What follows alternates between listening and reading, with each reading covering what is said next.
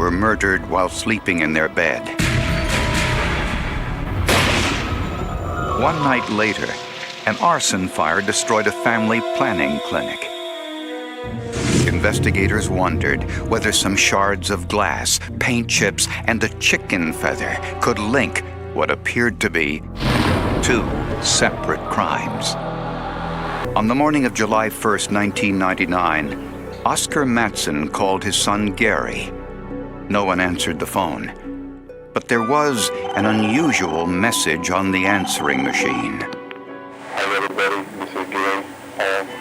We came down with something pretty bad, pretty suddenly, and we're going to go back to a specialist friend of ours in the Bay Area. We'll see you guys in about a week. Okay, bye.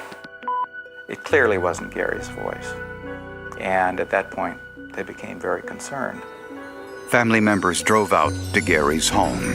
He came up to the house and called loudly.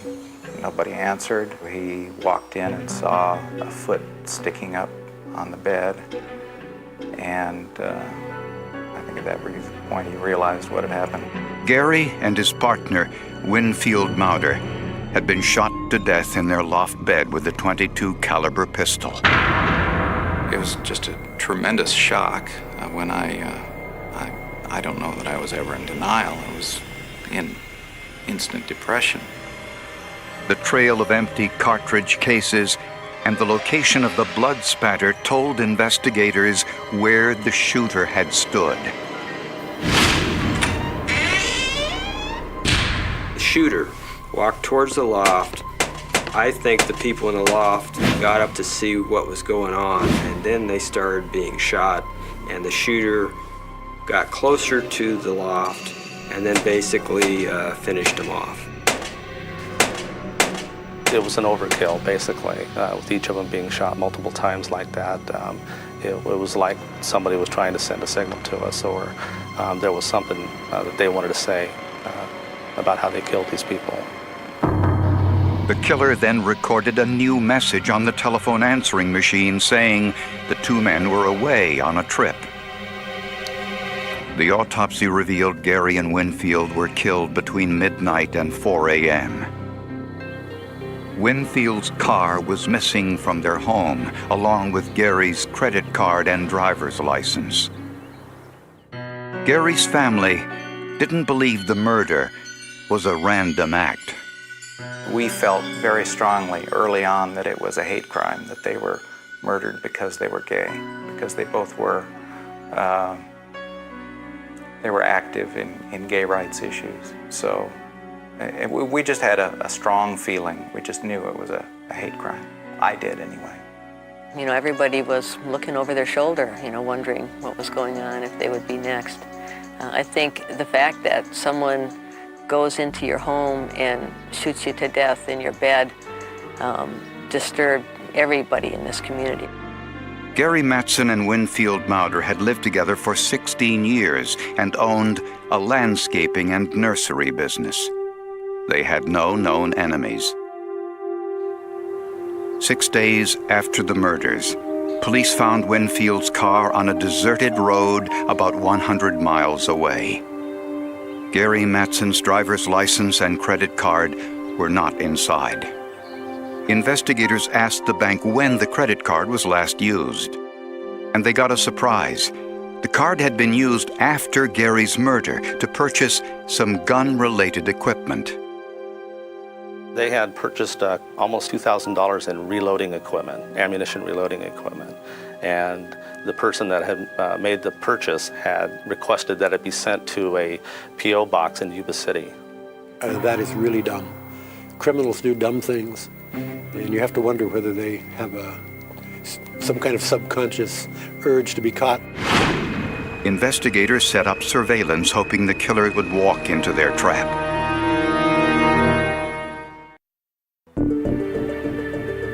When Winfield Mauder and Gary Matson were murdered, the only items missing from their home were Matson's driver's license and credit card. Immediately after the murders, Matson's credit card was in use. They used the victim's credit cards within hours of the murders. The murders were probably committed around 3 o'clock in the morning on July 1st. And that same day in the afternoon, they spent about $1,000 in a shoe store. And they stopped at several other stores and used the credit card. And the credit card was also used to purchase some gun-related equipment. The person using the card had the item shipped to a post office box in a town about a 2-hour drive away. Police headed straight to the address where the items had been shipped. Sure enough, they saw 2 men carrying boxes out to their car. They were identified as 32-year-old Matthew Williams and his 29-year-old brother, Tyler. Inside the car, detectives found Gary Matson's credit card and driver's license. In the brothers' home, police found several newspaper articles about an arson spree that occurred 2 weeks before Gary and Winfield's murder.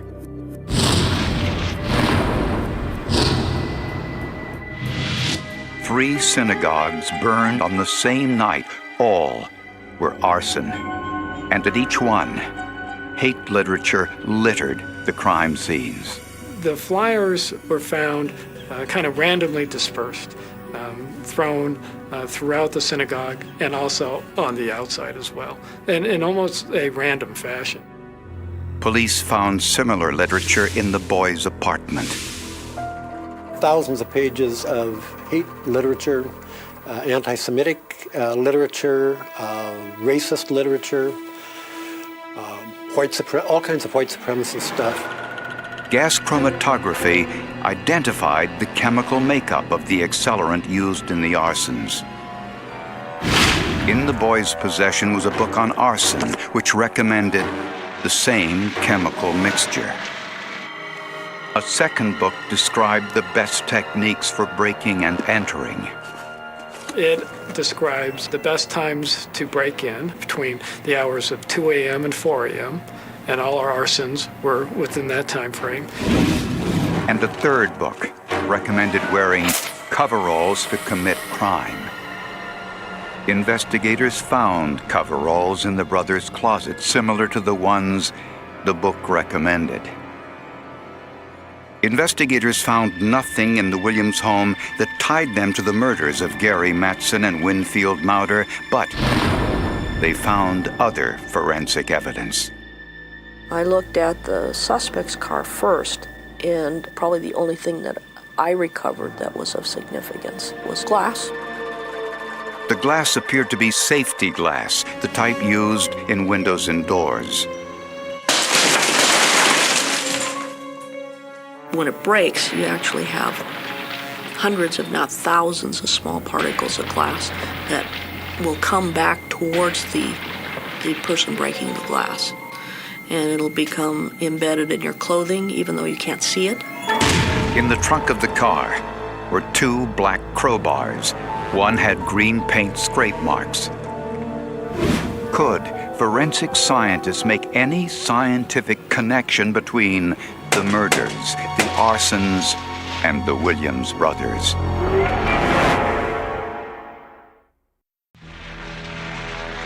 It's hard to describe, to see especially the film footage of the B'nai Israel and the flames pouring out of the structure. Initially, we looked at the extremist groups in the Sacramento area. There were several groups such as neo-Nazi, skinhead, hate groups that had in the past vandalized synagogues and other houses of worship. As police searched for Gary Matson and Winfield Mauder's killer, they inadvertently found evidence linking their murder suspects to the arson fires set to 3 California synagogues in the same night. All of the evidence from Matthew and Tyler Williams' car and apartment was sent to criminalist Faye Springer, an expert in trace evidence. She started with the glass shards found in the suspect's car. Glass is not an organic material, so it's just made from silicon dioxide, sand basically, and melted. So glass varies a lot by refractive index, and depending on how it's made and what materials go into making it. 3 wavelengths of visible light are passed through the glass. The reflection of that light is measured under the refractive light index. Springer compared the glass in the suspect's car to the broken glass at the synagogues. Glass at the arson at the synagogue was similar to glass in the suspect vehicle. It was the same type of glass, and it had the same physical properties and chemical properties. Blue coveralls found in the Williams brothers' home also contained glass fragments. So did 2 other objects found in the brothers' car. The crowbars were sent down to my laboratory because we suspected that their synagogue arsons were either used crowbars or bats. Eventually we found some glass fragments that were similar to glass that was collected. Microscopic examination of the crowbars also revealed green paint. I'd called and asked them, where the green paint came from, because I knew none of the synagogues had green paint on them. So I'd been to all of them. And they said, well, the only thing that we have is this fire at this medical clinic office building. The medical office building was actually an abortion clinic which had burned the day after Gary and Winfield's murder. The abortion clinic had green trim around the doors where the arsonists entered the building. Springer compared these samples to the paint on the crowbar using pyrolysis gas chromatography. What it does is it allows you to look at the organic profile of the paint. And with paints, it's not just one chemical that goes into making a paint. There's lots of chemicals that go into a paint, and they give you kind of a profile of what that paint looks like. And when we analyze it, we look at the combination of all of those materials together. The paint on the crowbar had the same chemical composition as the paint from the abortion clinic. So there we had a double transfer from the medical clinic going to that crowbar, and that crowbar going to that synagogue. Forensic proof that the 3 synagogue arsons and the abortion clinic arson were connected. And forensic scientists got lucky with some other evidence. Not all of the firebombs placed inside the synagogues ignited. Extremely fortuitous that you would have unburnt material left at a crime scene. The surviving firebombs were plastic containers of flammable liquid with homemade wicks made of cloth. But in the cloth were some unusual items, including dog hairs, cat hairs, and even chicken feathers. When Springer went to the Williams home, she knew she had something. I saw all the bird cages and I thought, oh man, you're gonna have one bird of every kind that ever walked the earth. I got excited very quickly. They had 3 dogs. They had a chicken coop in the back. Taking the chicken samples wasn't easy. We just scare them so they're flapping all over the place, and then we get the loose feathers. The hair from the Williams dog and cat, as well as the chicken feathers, were microscopically consistent with the hair and feather evidence contained in the wick of the firebomb. And the chemical makeup of the light blue paint on the Williams family tool shed matched the blue paint found on one of the synagogue firebombs. There was just too many coincidences. The feathers, the dogs, the same kind of paint. I had a lot of confidence that these materials were going to show that the bottles came from that location. With the synagogue and abortion clinic arson solved, there were still 2 remaining questions.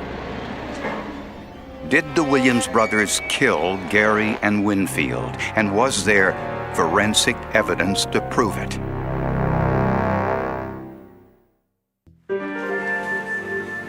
After the two Williams brothers were linked to the 4 California arson fires, investigators still needed to solve the murders of Gary Mattson and Winfield Mauder.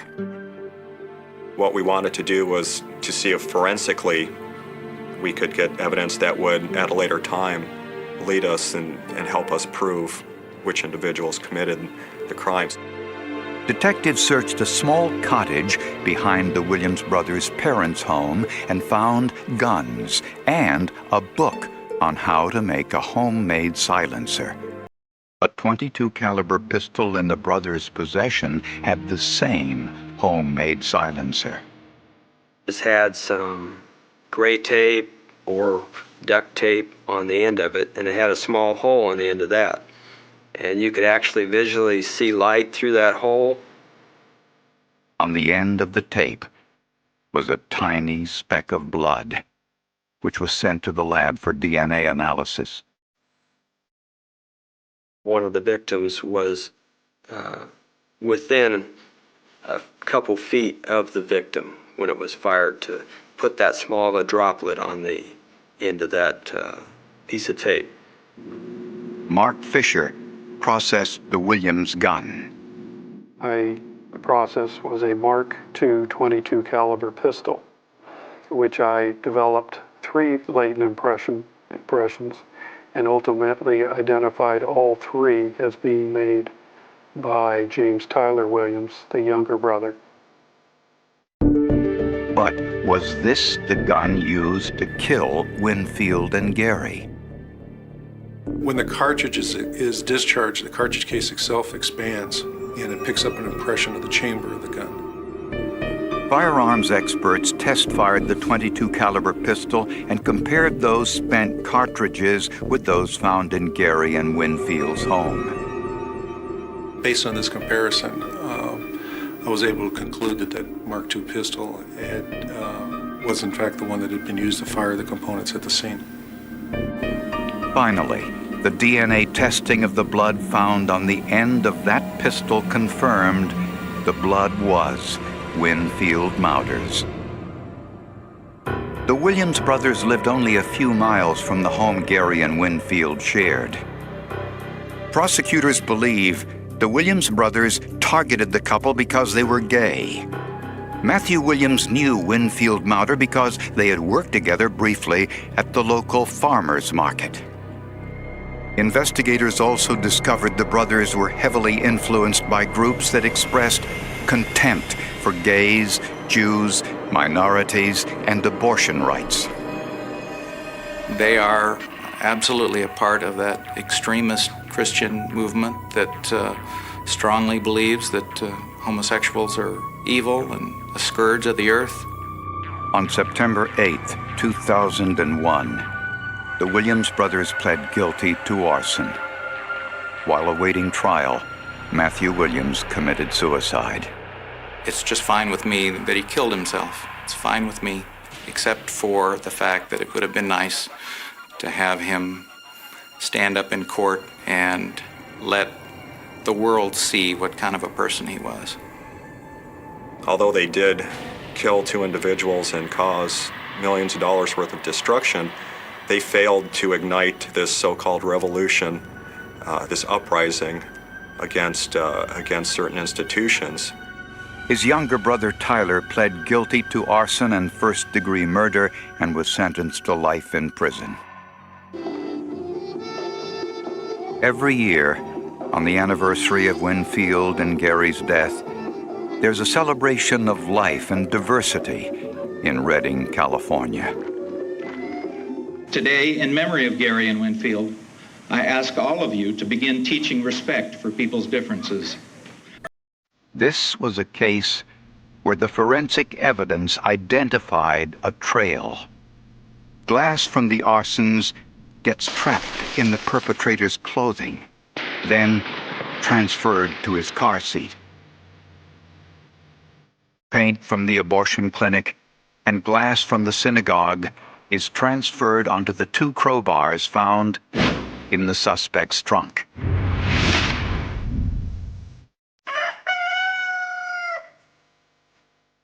A chicken feather Dog and cat hairs cling to a shirt worn by the perpetrator, a shirt that's later cut into pieces to make the wick in a firebomb. All identified by forensic scientists who often see evidence that to others looks like dirt. Whether it be the paint chips or the glass fragments, or the dog hairs, or the chicken feathers, each one is an independent action. And so then it becomes very significant when you have multiple independent actions all associated to the same place. It's great for us because it gives us the assurance that we've got the right people and helps us prove the case at the same time. Well, it's made my job easier. It's made it harder for criminals to get away with their acts, even smart ones. When firefighters found an entire family dead inside their home, it looked like a murder-suicide. But there were several inconsistent clues in the rubble. Could ballistics, a time card, and some secret audio tapes unravel the mystery? Just before daybreak on August 29, 1994, firefighters in Vinton, Virginia were called to a house fire on Virginia Avenue. When the fire was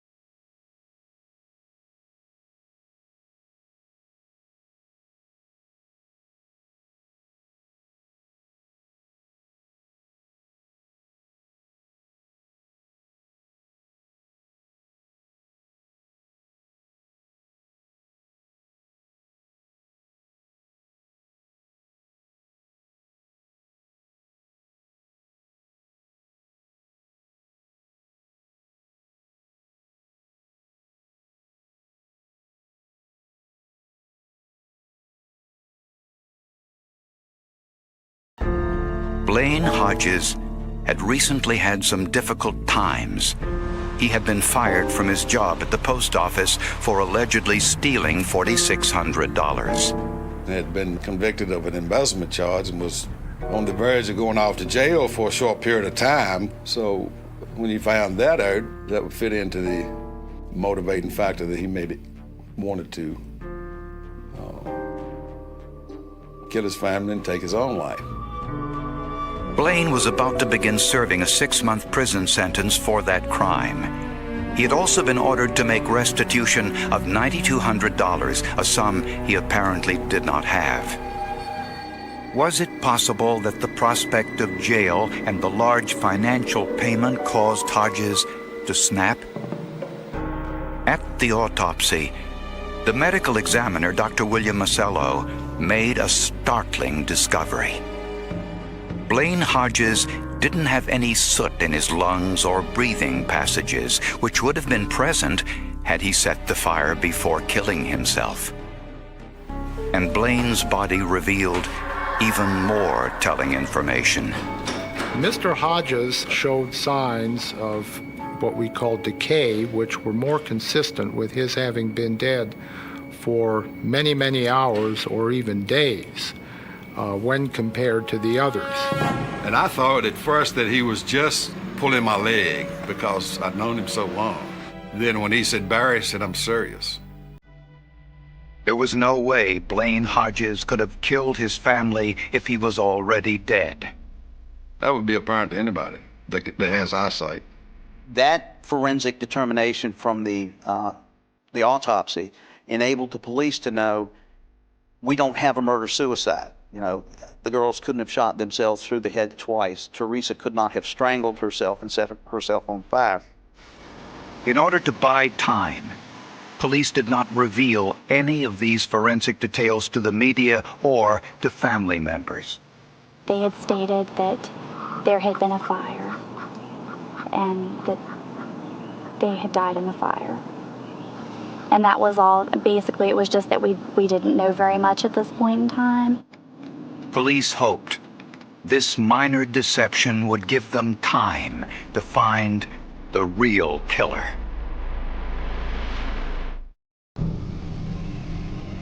Police were investigating a suspicious house fire that at first appeared to be a murder-suicide. The forensic evidence revealed someone from outside the home murdered all 4 members of the Hodges family before setting the fire. The evidence also revealed that Teresa Hodges had struggled with the killer. Patches of her hair were still on the staircase. The fire had started near her body. Since Teresa's stepbrother had problems with the law, police wondered whether the crime was some sort of payback. The reason that they got the idea from that is because one of her father's children from a separate marriage, who Teresa was not raised with, he happened to be in prison and he was an ex-DEA informant. So that's where the drug relation came into play. And police had another lead. An elderly woman reported seeing a red pickup truck leaving the Hodges driveway shortly before the fire. Who spent more time at the Hodges home than anyone else. Blaine's best friend that the police came in contact with said, if you want to know what's going on in that house or what has gone on in that house, go find Earl Bramblett. He is the closest friend of the family. He is always over there. He is always doing things with Blaine. Bramblett told police that he went fishing with the Hodges the day before the fire, and that he had no idea who would have wanted to harm the family. But Bramblett said something revealing about Blaine Hodges during the interrogation.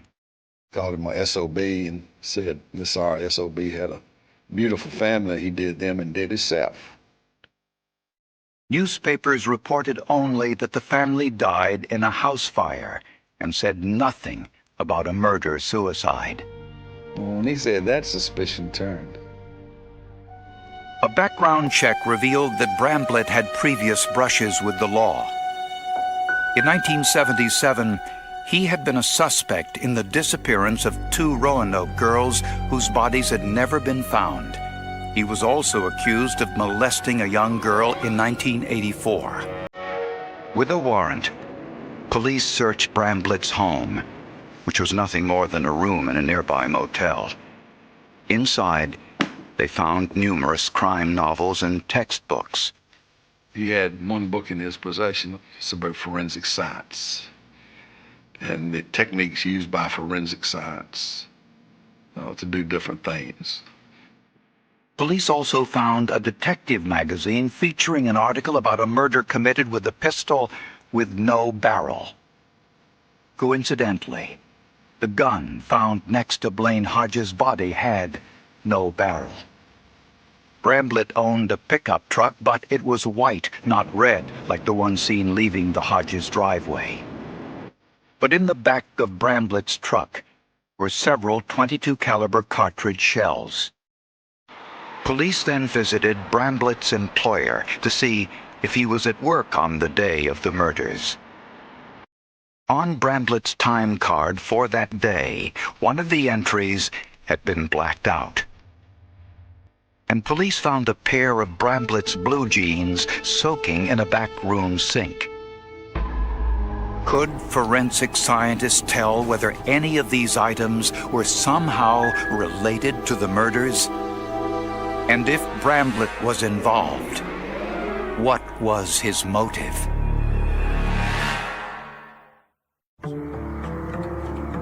A team of forensic scientists at the Western Virginia Crime Lab analyzed the items recovered from their prime suspect's home. Using a process known as the charcoal tube method, arson investigator Tom Simpson placed samples of Earl Bramblett's stained blue jeans in a can and then heated it. The vapors were trapped in a tube filled with charcoal. Then fed into a gas chromatograph mass spectrometer, a device that can analyze the precise chemical composition of a stain. Even though Bramblett's genes had been submerged in water, Simpson discovered the stains were diesel fuel, the same accelerant used to start the Hodges fire. Diesel fuel is very good to get a virus spread very quickly. If something is soaked in diesel fuel, it may not flare up as quickly, but it will burn much hotter. The blacked out entry on Bramblett's time card presented another challenge. Forensic documents examiner Gordon Menzies used a video spectral comparator with various light sources in an attempt to see underneath the black ink. Slowly, the information came into view. I was able to come up with an original entry that was 5:08 m, which would have been 5 in the morning on Monday, according to what I understand about Bucco's time clock.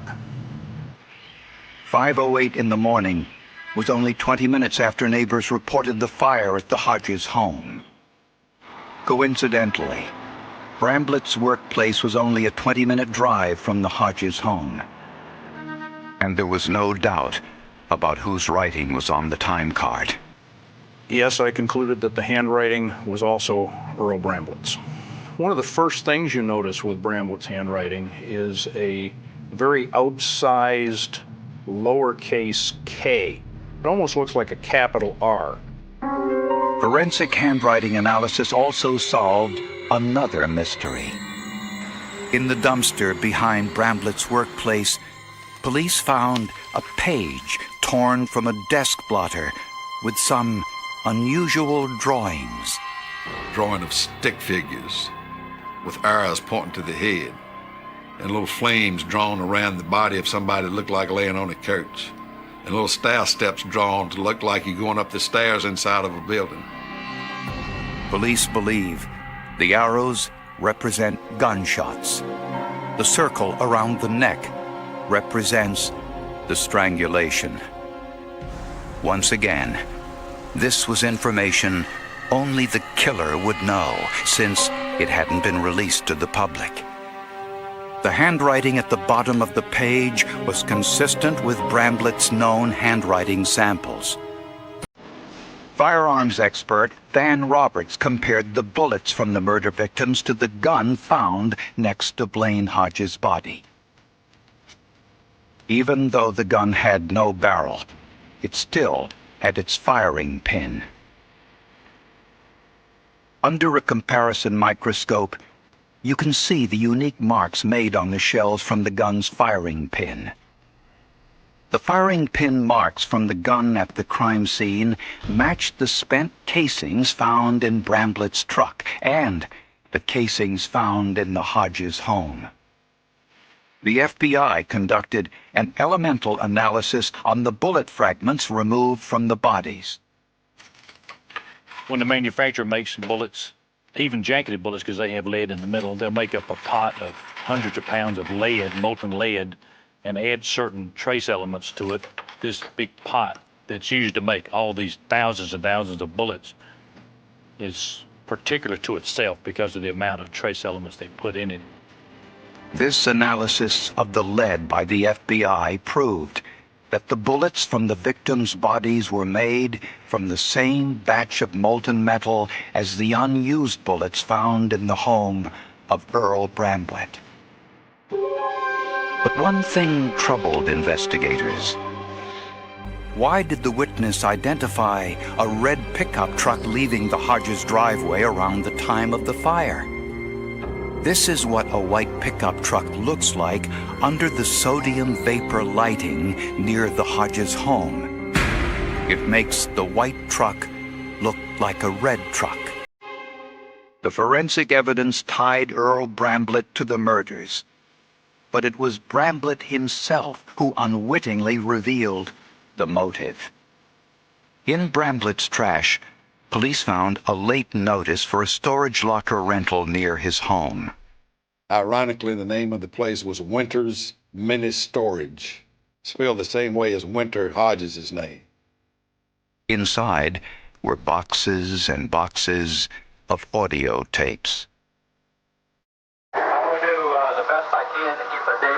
it on tape on this little Panasonic of everything that happens to me. And what he said about 11-year-old Winter Hodges was chilling.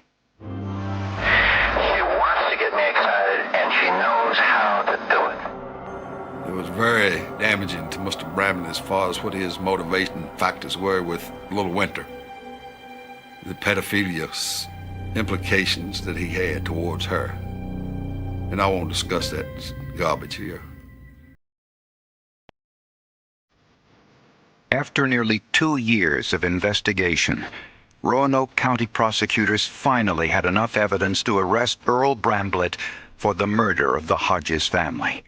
It's time. We know it well enough. Let's go. All the forensics are done. I think we had basically everything we needed after about 1.5 years to 1 year and 8 months.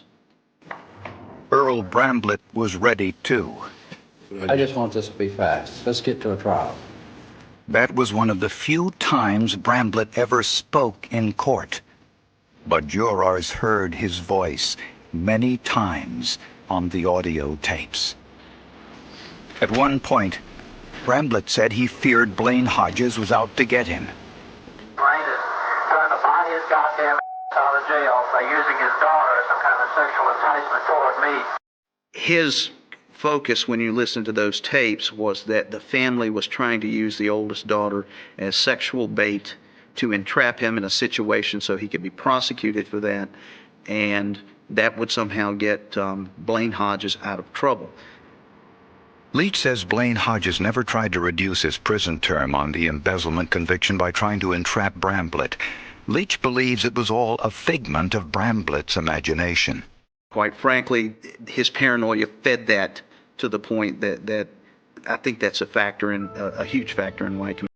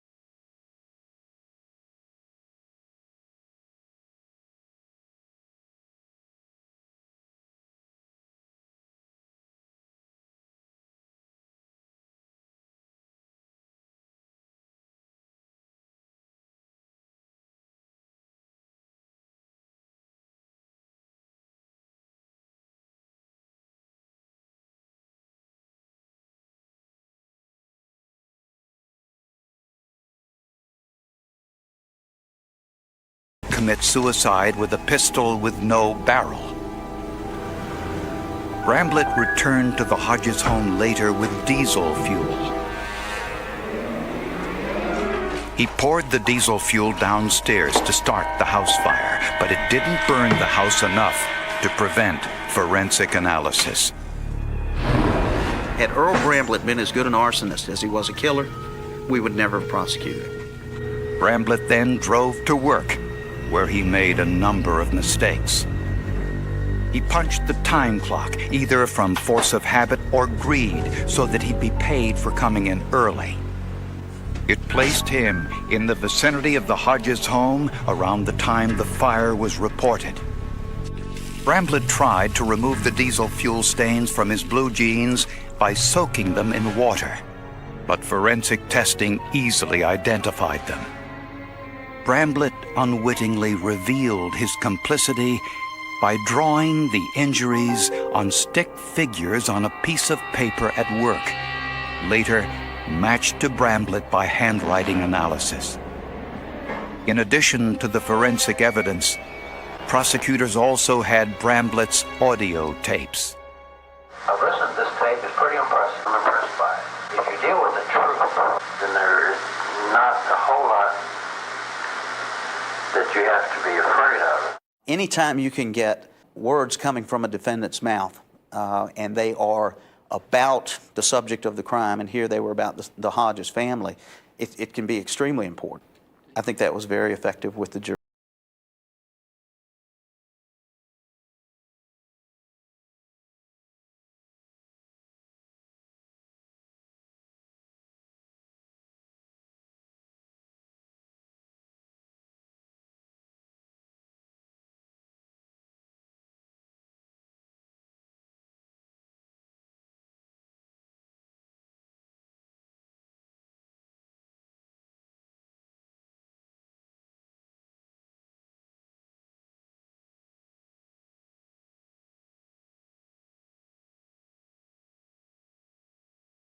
They want Barry Cassie on the case because he won't stop until the case is solved. He's like Columbo on TV.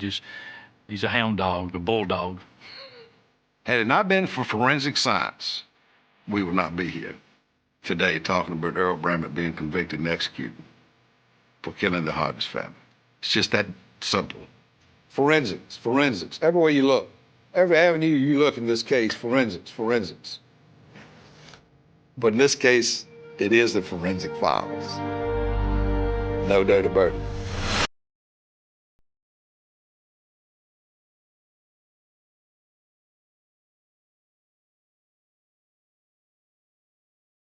The box had been sealed for 34 years.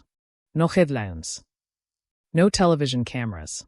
No detectives standing beneath flashing lights. Only a forgotten cardboard archive buried in the lowest shelf of the Raven County Sheriff's evidence room, covered with dust so thick that the original case number could barely be read. Most people walking past it never noticed it. The few who did assumed it contained another failed investigation, another missing person who had slowly disappeared from memory, another cold case waiting to die. Then one fingerprint changed everything. It wasn't a perfect print. It wasn't dramatic. It wasn't even visible to the naked eye. It was nothing more than a faint ridge pattern left on the edge of a broken flashlight recovered from a deserted logging road during the autumn of 1990. Back then, forensic technology couldn't identify it. Detectives photographed it, labeled it, filed it away, and moved on. They had no choice. The evidence had reached a dead end. So did the investigation. Until the day someone opened that forgotten box. By then, the town had almost forgotten the name Emily Carter. She had been 24 years old. A school librarian. Quiet. Reliable. The kind of person who remembered birthdays, returned borrowed books early, and always parked in the same place outside the library. People trusted her. Children adored her. Parents described her as gentle. She disappeared on October 18, 1990. She left work shortly after sunset. She never reached home. Her car was discovered the following morning beside an abandoned logging road nearly 12 miles outside town. The engine was cold. The driver's door stood open. Her purse rested neatly on the passenger seat. Her keys were gone. There were no signs of robbery. No había estragel. No blood. Only silence. A silence that settled over Raven County like heavy fog. Search teams flooded the surrounding forest. Volunteers walked shoulder to shoulder through dense pine trees. Dogs followed scent trails that ended without explanation. Helicopters circled overhead. Nothing. Not a shoe. Not a piece of clothing. Not a body. Emily Carter had simply vanished.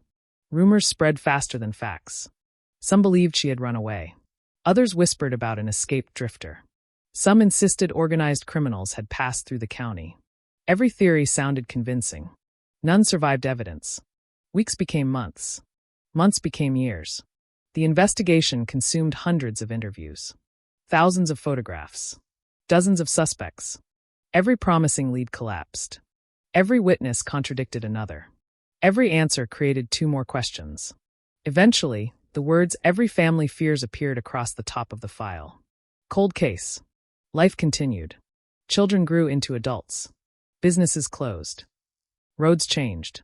The old logging company disappeared. New houses replaced empty fields. The sheriff retired. The detectives who worked the investigation either transferred or died. Emily's parents grew old waiting beside a telephone that never rang. Every birthday they set an empty chair at the dinner table. Every Christmas another wrapped gift remained unopened. Hope became routine. Grief became permanent. Meanwhile, somewhere inside the evidence room, the flashlight waited. 34 years. Never speaking. Never changing. Waiting for science to catch up with the truth. The review began as part of a statewide cold case initiative. Hundreds of forgotten files were reopened. Evidence once considered useless was examined again using modern forensic imaging. Technicians scanned fingerprints invisible to investigators decades earlier. Fibers. Hair. Soil. Everything. When the flashlight entered the laboratory, nobody expected anything remarkable. The technician nearly skipped it. The surface looked damaged beyond recovery. But enhanced laser imaging revealed something hidden beneath layers of oxidation. A partial fingerprint. Clear enough. Complete enough. Recoverable. The print entered a national database. Hours passed. Then minutes. Then an alert appeared. Match found. The laboratory became silent. Not because detectives recognized the name. Because they didn't. The fingerprint belonged to someone who had never appeared in the original investigation. Not once. No interview. No witness statement. No suspect profile. Nothing. It was as though an invisible person had suddenly stepped into the center of a murder investigation 3 decades too late. Detective Daniel Mercer stared at the computer screen. He had spent 14 years solving forgotten crimes. He knew one rule better than anyone. Evidence doesn't lie. People do. If the fingerprint belonged there, then whoever left it had a reason. And if investigators never knew that person existed, then perhaps they had been chasing the wrong story from the very beginning. Mercer reopened every document. He ignored the summaries. Ignored the conclusions. Ignored the opinions written by detectives long retired. He started with facts. Minute by minute. Page by page. Photograph by photograph. The deeper he looked, the stranger the case became. Witnesses described hearing 2 vehicles. Official reports mentioned one. An anonymous phone call received 3 days after Emily disappeared had never been investigated. A waitress claimed Emily argued with an unidentified man 1 week before vanishing. The interview ended after 4 sentences. Nobody followed up. One detective had scribbled 3 words in the margin. Find red truck. No report ever explained why. No search warrant mentioned it. The truck vanished from the investigation as completely as Emily herself. Mercer pinned every photograph across the incident room wall. Road maps. Evidence markers. Witness sketches. He stepped backward. Something bothered him. Not what was there. What wasn't? Every theory assumed Emily became a victim after leaving town. But what if the crime had already begun before she started driving? What if someone had been watching her for weeks, learning her routine, counting the minutes between work and home, waiting for the perfect night? Outside, autumn rain hammered against the windows. Inside, Mercer reached for the faded evidence envelope containing the flashlight. He held it beneath the light. A cheap metal flashlight. Scratched. Mud trapped inside its grooves. An object overlooked for decades. Yet someone had touched it. Someone whose identity had remained hidden until now. He whispered the same sentence every cold case detective eventually learns. The evidence was never lost. It was waiting. And somewhere beyond the walls of that quiet county office, someone who believed the past had been buried forever had no idea that a single forgotten fingerprint had just started counting down the final days of a secret kept alive for 34 years. The fingerprint did not answer the mystery. It created a new one. For 34 years, the investigation into Emily Carter's disappearance had revolved around the same assumptions. Detectives believed the person responsible had either passed through Raven County or disappeared long before anyone could identify them. Every theory pointed outward. Every lead looked beyond the county line. Every suspect was a stranger.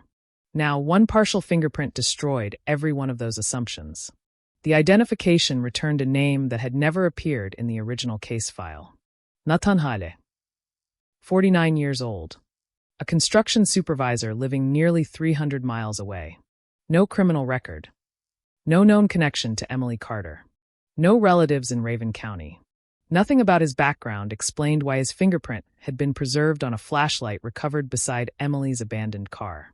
Detective Daniel Mercer refused to celebrate. Cold cases had taught him a painful lesson. A fingerprint could tell investigators who had touched an object. It could not tell them when. The flashlight might have changed hands years before Emily disappeared.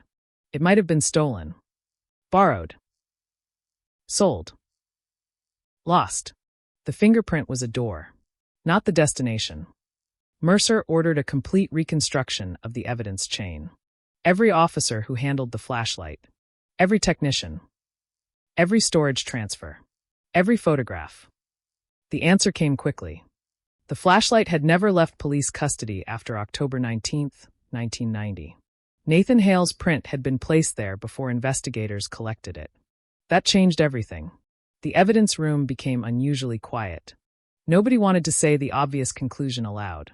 If Nathan Hale had touched the flashlight before it entered evidence, then he had somehow been connected to the place where Emily disappeared. The question was no longer whether the fingerprint mattered. The question became, why had nobody ever heard his name? Mercer drove to Raven County's Historical Records Office. Boxes filled with yellowing newspapers surrounded the small reading room. Old editions described Emily's disappearance almost every week during the autumn of 1990. Large headlines. Community search continues. Librarians still missing. No major breakthrough. Mercer noticed something strange. One edition mentioned a bridge repair project taking place less than 2 miles from the logging road during the week Emily disappeared. The contractor's company was listed in a tiny paragraph buried beneath the main story.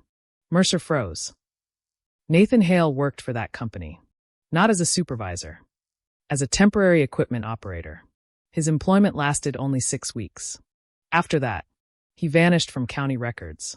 The original investigators never checked construction workers. They focused almost entirely on local residents. Traveling contractors came and went. Names changed every month. Nobody realized one of them might have seen something, or done something. Mercer requested every payroll record still available. Most had been destroyed years earlier. One survived inside an archived tax file. Nathan Hale's signature appeared exactly 3 days before Emily vanished. Another discovery followed. The bridge project ended suddenly. 2 weeks earlier than scheduled. No explicación. No documentación. Only a handwritten note. Equipment transferred due to weather. The weather records told a different story. The skies had been clear. Someone had lied. Mercer returned to the abandoned logging road. Time had transformed it. Trees swallowed sections of cracked asphalt. Nature erased almost every sign that people had ever driven there. Standing in the silence, Mercer tried to imagine the scene in 1990. Emily's sedan. The abandoned flashlight. Darkness stretching between towering pines. No houses nearby. No witnesses. Only the sound of wind moving through the forest. Then something caught his attention. A rusted drainage pipe nearly hidden beneath thick undergrowth. Old investigation photographs showed it clearly. Nobody had searched inside. The opening was too narrow for a person. Too small to seem important. Modern search cameras told another story. Investigators pushed a fiber-optic camera into the pipe. Several feet inside lay something wrapped in deteriorated plastic. The package emerged carefully. Inside were old work gloves, a broken keychain, and a disposable camera. Nobody spoke. The film cartridge remained sealed. Forensic technicians transported it directly to the laboratory. Miraculously, the undeveloped film had survived. Specialists spent nearly 2 days recovering the damaged images. Most were useless. Blurry landscapes. Construction equipment. Workers standing beside trucks. Then photograph number 17 appeared. A group of laborers laughing during lunch. Nathan Hale stood in the center. Beside him, a man investigators recognized instantly. Deputy Sheriff Richard Lawson. The same deputy who had helped secure Emily's abandoned vehicle in 1990. Mercer's heartbeat slowed. Lawson had never mentioned knowing Nathan Hale. Not once. The original reports claimed the deputy had no connection to anyone working near the logging road. Yet there they were, standing shoulder to shoulder, smiling. The investigation shifted immediately. Lawson had died 8 years earlier. His notes became critical evidence. Mercer reopened every report written by the deputy. Something felt wrong. Witness interviews ended abruptly. Evidence searches stopped without explanation. Entire sections lacked signatures. One missing page had been replaced with a typed summary. No original remained. The deeper Mercer looked, the more irregularities appeared. Then came another discovery. Inside Lawson's personal storage locker, investigators found an unlabeled cassette tape. The tape had never been logged into evidence. It contained approximately 43 minutes of recorded interviews from October 1990. Most were ordinary. Residents describing search efforts. Volunteers discussing weather. Then a woman's voice filled the room. "I saw a truck." Mercer leaned closer. "I thought it belonged to the bridge crew." The interviewer interrupted. "What color?" A pause. "Dark green." Another pause. There was someone arguing with the librarian. The recording stopped abruptly. The remainder of the tape had been erased. No transcript existid. No report mentioned the interview. The witness's identity had never been recorded. Someone had intentionally buried her statement. Mercer looked again at the photograph recovered from the disposable camera. Nathan Hale. Deputy Lawson. Construction workers. One forgotten image had connected two people separated by decades. The fingerprint no longer stood alone. The investigation had uncovered a hidden relationship inside the original case. Not proof of murder. Not yet. But enough to ask a dangerous question. Had someone inside the investigation protected the wrong person? Outside the laboratory, reporters gathered as rumors spread across Raven County. The sheriff refused every request for comment. Citizens watched old memories return to life. People who were children in 1990 now brought their own children to the roadside memorial where Emily's car had been found. Fresh flowers appeared. Candles burned after sunset. The county could feel something changing. Somebody who had slept peacefully for more than 3 decades suddenly had a reason to stop sleeping. Because the forgotten fingerprint was no longer the only voice speaking from the past. The disposable camera had survived. The cassette tape had survived. The hidden photograph had survived. And somewhere, someone who believed every trace of that October night had disappeared forever was beginning to realize that the past had never stopped waiting.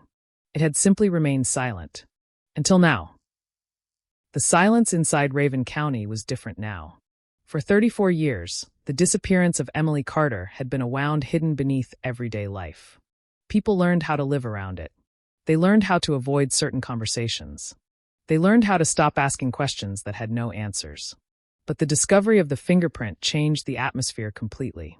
The old case was no longer a memory. It was alive again. And with every new piece of evidence, investigators were beginning to understand something disturbing. The original investigation had not simply failed. It had been redirected. Someone had pushed detectives away from certain questions. Someone had allowed certain names to disappear. And now those forgotten names were returning. Detective Daniel Mercer spent the following days inside the old evidence archive. The room had not changed much since 1990. Metal shelves, faded labels, boxes filled with documents that carried the weight of decades. Every cold case had a story buried inside. But Emily Carter's case felt different, because the evidence was not pointing toward a stranger. It was pointing toward people who had been standing nearby the entire time. Mercer began with Nathan Hale, the man whose fingerprint had reopened everything. Investigators located him in a small town near the western border. He lived alone. Worked occasionally as a consultant. No social media. No public profile. Almost invisible. When detectives arrived at his home, Hale did not seem surprised. That was the first thing Mercer noticed. Most people confronted by investigators after decades showed confusion. Anger. Fear. Hale showed something else. Recognition. as if he had spent years waiting for someone to knock on that door. The interview started calmly. Mercer asked about Raven County. Hale said he barely remembered it. He claimed he worked there briefly. He claimed the bridge project was just another temporary job. He claimed he had never met Emily Carter. The answers were prepared. Too prepared. Mercer placed the photograph from the disposable camera on the table. Hale looked at it. Only for a second. But that second mattered. His expression changed.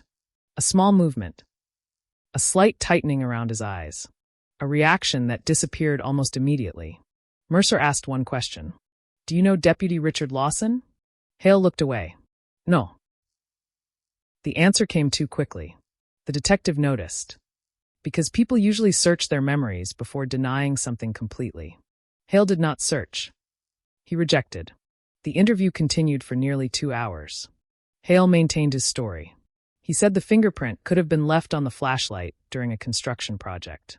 He said he had no idea how the object ended up connected to Emily's disappearance. He said he had nothing to hide. But before the interview ended, Mercer asked one final question.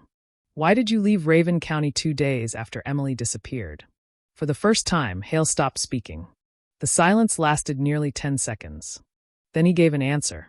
He said the job ended. The company moved him. That was all.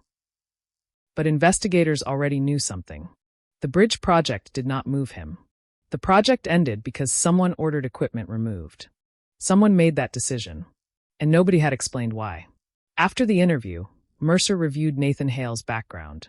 The deeper he searched, the stranger the story became. Hale had changed addresses 6 times after 1990.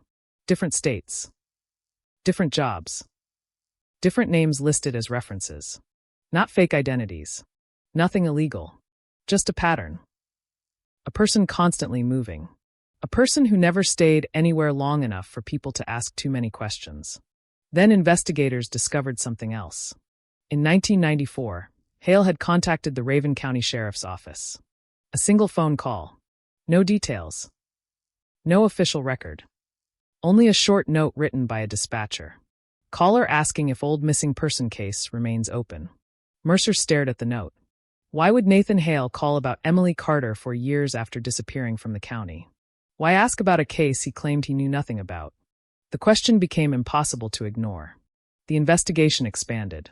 Detectives began examining the relationship between Hale and Deputy Richard Lawson. The photograph proved they knew each other. But how closely? The answer came from old construction records. Lawson had not simply responded to Emily's disappearance. He had been assigned to security inspections for the bridge project. He had visited the site repeatedly.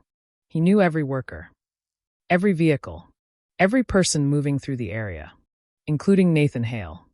That discovery created a disturbing possibility. The deputy investigating Emily's disappearance may have already known one of the people connected to it. The investigators returned to Lawson's old reports. They found contradictions everywhere. One report stated that no workers were present near the logging road on the night Emily vanished. But construction records showed equipment remained there. Another report stated the area had been searched completely.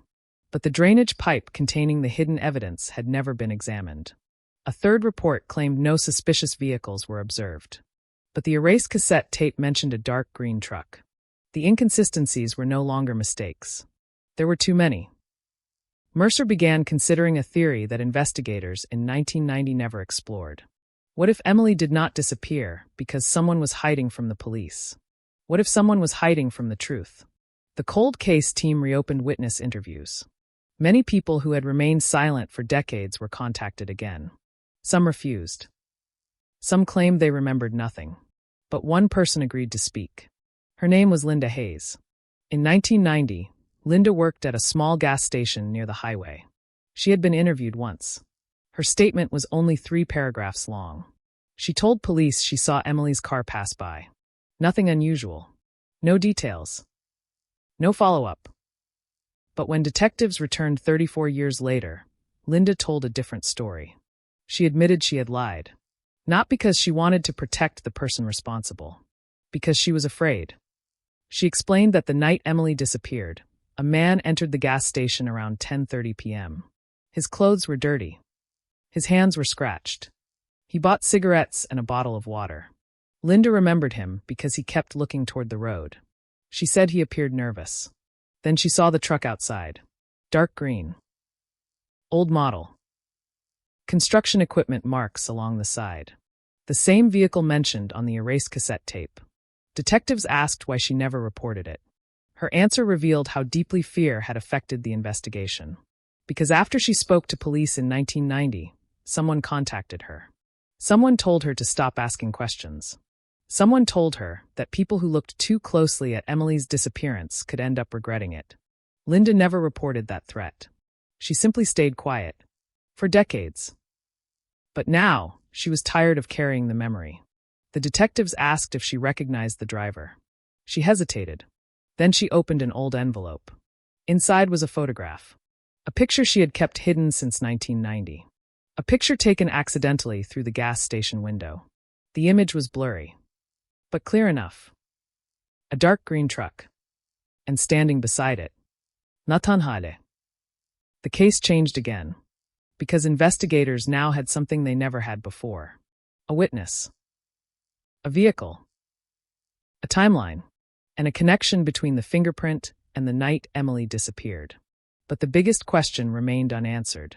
If Nathan Hale was involved, why had Deputy Lawson protected him?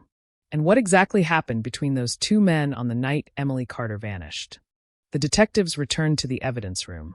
They placed the photograph beside the fingerprint report, beside the journal entries, beside the erased cassette tape. The pieces were no longer scattered. They were forming a picture that showed a truth nobody in Raven County was prepared to accept. The mystery surrounding Emily Carter was never caused by a lack of clues. The clues had always existed. They had been hidden, ignored, forgotten. And now, after 34 years, they were finally speaking. The discovery of the photograph changed the investigation forever.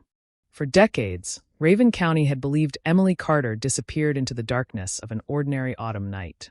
A woman driving home. A car abandoned beside a lonely road. A case that slowly faded beneath the weight of time.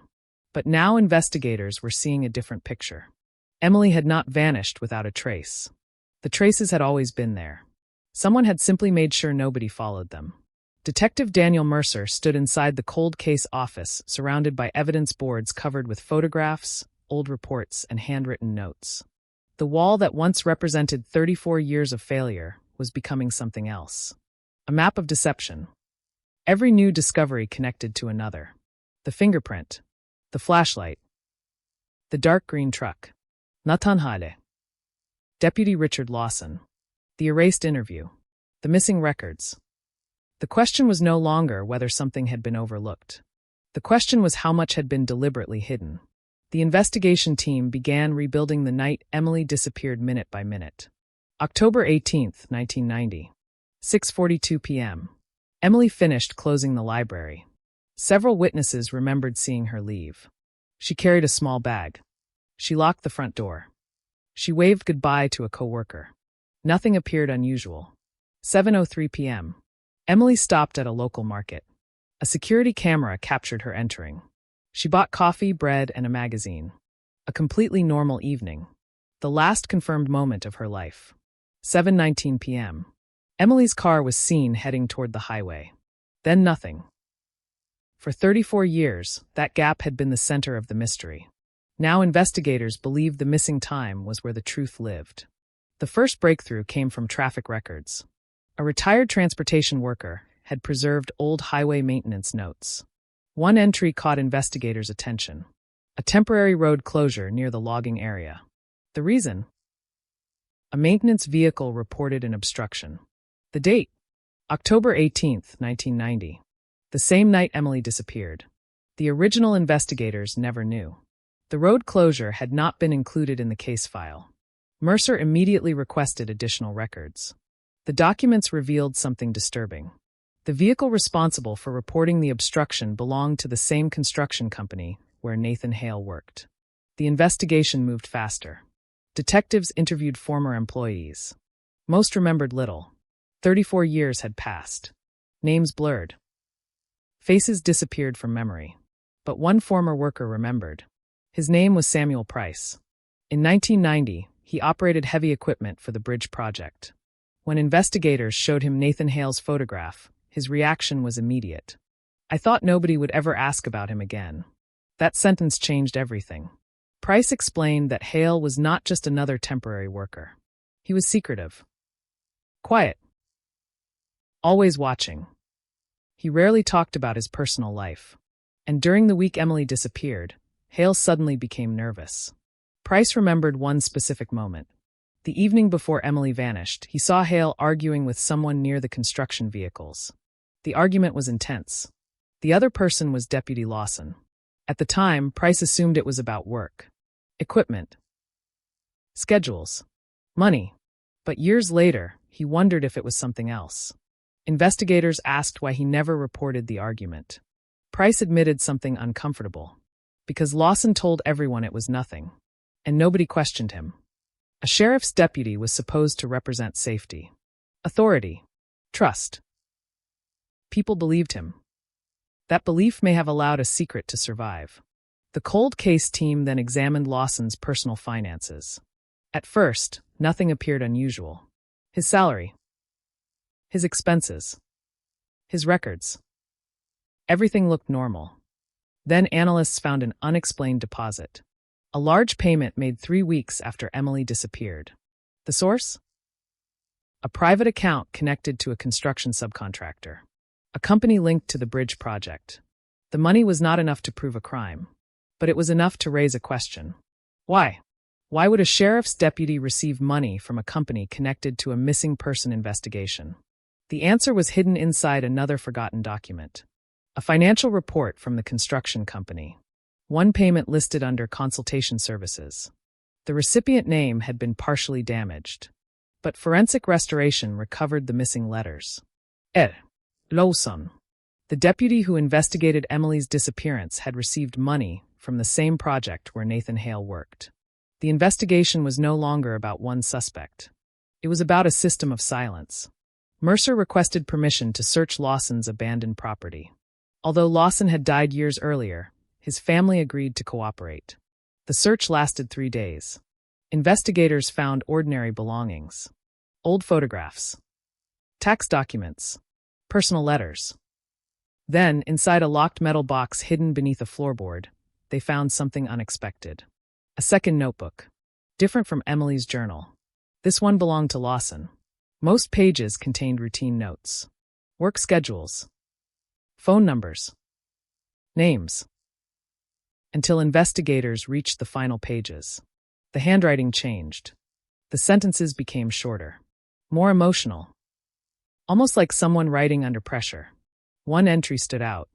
"I thought we could control the situation." Investigators froze. The next sentence was worse. "But she was never supposed to find out."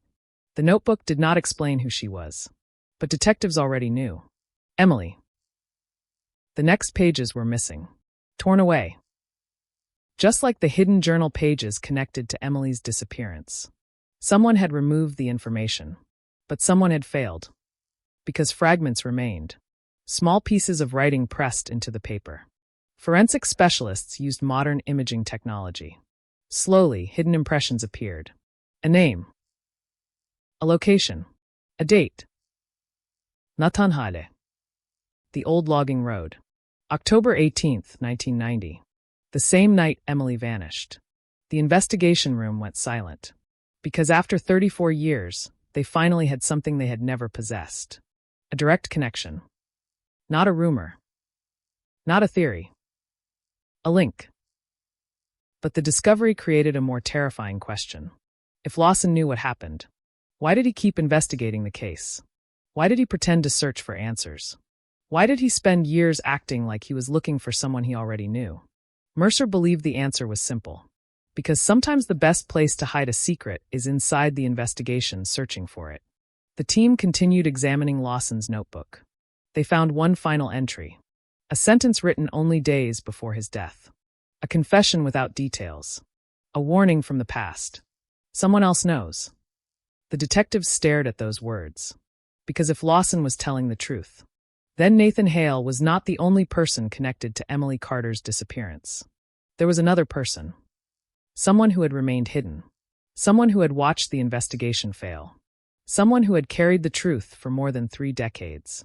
And now, investigators had to find them before the last remaining witness disappeared forever. The sentence written inside Richard Lawson's notebook became the most disturbing discovery in the entire investigation. Someone else knows. For words that suggested the truth surrounding Emily Carter's disappearance was larger than anyone imagined.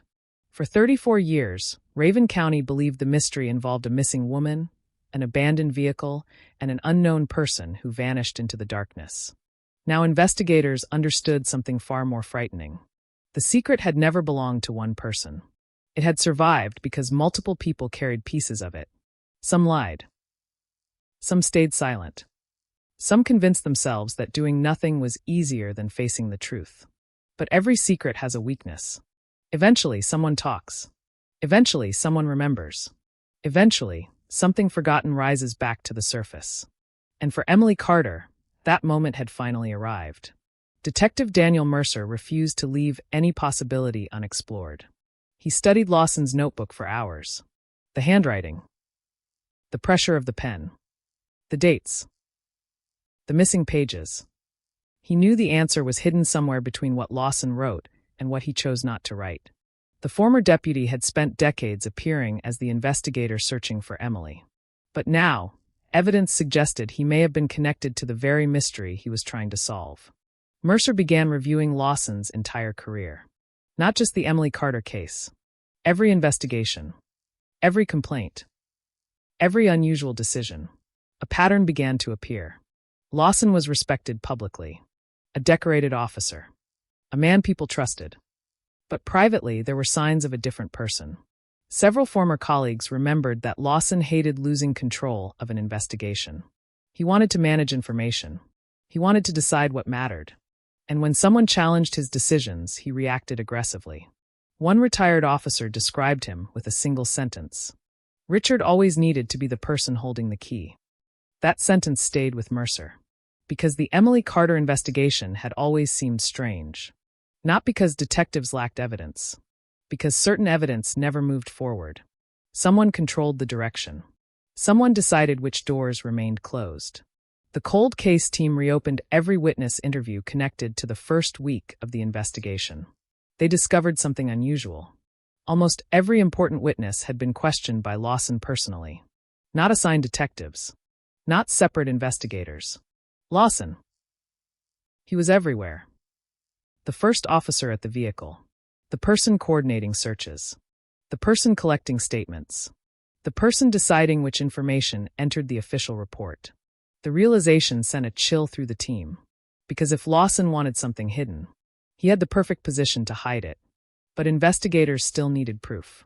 Suspicion was not enough. A cold case built on assumptions would collapse. They needed something concrete. Something that connected Lawson, Hale, and Emily on the night she disappeared. The answer came from an unexpected source. An old weather station located near the logging road. In 1990, the station recorded environmental data every hour. Temperature. Wind speed. Visibility. The information was archived but forgotten. A forensic analyst reviewing the records noticed something strange. At 11:14 p.m. on October 18th, the station recorded a sudden temperature change. Not unusual by itself, but the data also showed increased movement near the sensor. The station was designed to detect weather patterns. Not vehicles, but large objects passing nearby could affect the readings. Investigators compared the timing. 11:14 p.m. The same period when a witness reported seeing the dark green truck. The same period when Emily's vehicle was believed to have been abandoned. The timeline was becoming clearer. Someone was at the logging road that night. Someone who had access. Someone who knew the area. The investigators returned to the location with modern scanning equipment. The forest had changed dramatically. Trees that were young in 1990 now towered above the road. The landscape had moved on. But beneath the ground, history remained. Ground-penetrating radar detected unusual disturbances near the old construction area. Not a body. Not yet. Something else. A buried object. A metal container. Inside was a collection of items wrapped in plastic. Old documents. Photographs. and a small cassette recorder. The same type used by investigators in 1990. The recorder was damaged, but the tape inside survived. Technicians restored the audio. The first minutes contained only static. Then voices appeared. Two men. Arguing. The quality was poor, but investigators recognized one voice immediately. Richard Lawson. The second voice was harder, but after comparison, experts identified it. Nathan Hale. The recording was not a confession. It was a conversation. A conversation between two men who believed nobody would ever hear it. Lawson sounded angry. You should have stopped her earlier. Those words were the first clear sentence recovered. The room became silent, because investigators knew who her was. Emily. The tape continued. Fragments. Missing sections. Static covering important moments. But enough remained. Hale said he never wanted things to go that far. Lawson responded that there was no turning back. Then came the sentence that changed the investigation. Nobody can know what happened on that road. The recording ended. But the damage was done. For the first time, investigators had evidence suggesting Lawson and Hale were connected to Emily's disappearance. The case was no longer just a missing person investigation. It was becoming a criminal conspiracy. The discovery shocked Raven County. People who had spent decades believing Lawson was part of the solution now questioned everything. How many people knew? How many people looked away? How many opportunities for answers had been ignored? The sheriff's office released a statement acknowledging the discovery of new evidence. But behind closed doors, investigators were racing. Because Nathan Hale was still alive. And now they knew he was connected to a secret that had survived for decades. Detectives traveled back to his home. This time, they did not arrive with questions. They arrived with evidence. The second interview was different. Hale knew the past had returned. He knew the fingerprint, the photograph, the recording, the hidden notebook. Everything was closing around him. At first, he remained silent. He stared at the table. His hands trembled. Then Mercer placed the photograph of Emily Carter in front of him. Not the crime scene photo. Not evidence. A normal photograph. Emily smiling. Standing outside the library where she worked. A person before she became a mystery. Mercer asked one question. Why did you let everyone believe she disappeared without answers? Hale looked down. For the first time in 34 years. He began to speak. He admitted knowing Emily. He admitted being at the logging road. He admitted Lawson was involved. But he insisted there was something investigators still did not understand. Something even Lawson had hidden. Because according to Hale, Richard Lawson was not protecting him. He was protecting someone else. Someone whose name had never appeared in the case. Someone who had the power to keep an entire county silent. Mercer leaned forward. Who? Hale looked toward the window. His voice became almost a whisper. Then he said a name. A name that made every investigator in the room stop moving. Because the person he identified was not a stranger. Not an outsider. Not someone who disappeared after 1990. It was someone who had remained in Raven County for 34 years. Someone who had watched the investigation. Someone who had attended memorials. Someone who had spoken publicly about wanting justice for Emily Carter. Someone nobody ever suspected. And suddenly, the cold case that seemed close to ending became even darker. Because investigators realized they had been searching for a hidden criminal. When the real secret had been standing in front of them all along. The name Nathan Hale whispered inside the interrogation room changed everything. For 34 years, investigators had searched for the person responsible for Emily Carter's disappearance. They searched abandoned roads.